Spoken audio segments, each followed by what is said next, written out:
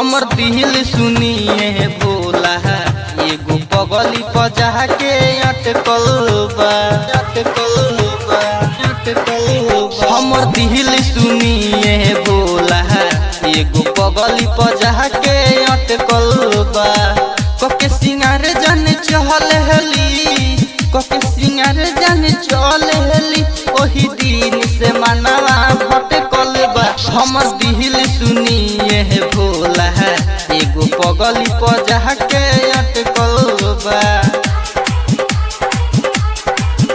हमर दिल सुनिए भोला एगो पगली पजा के अटकल बा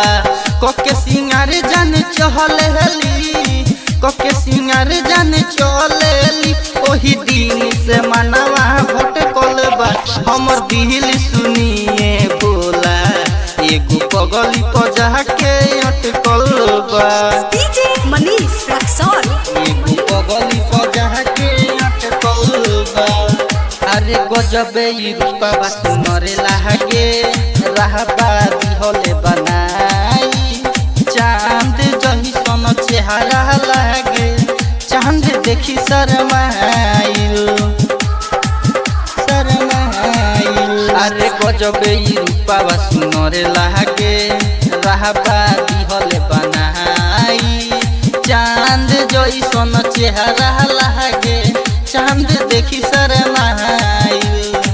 रउआ से कहिए भोला रउआ से कहिए भोला ओही दिन से मनवा भटकल बा हमर दिल सुनिए भोला एगो पगली पजा के अटकल बा एगो पगली पजा के अटकल बा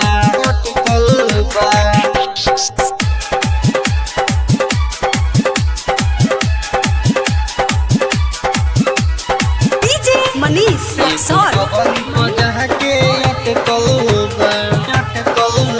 अरे राही तोर सुखारी दीवाना लिखले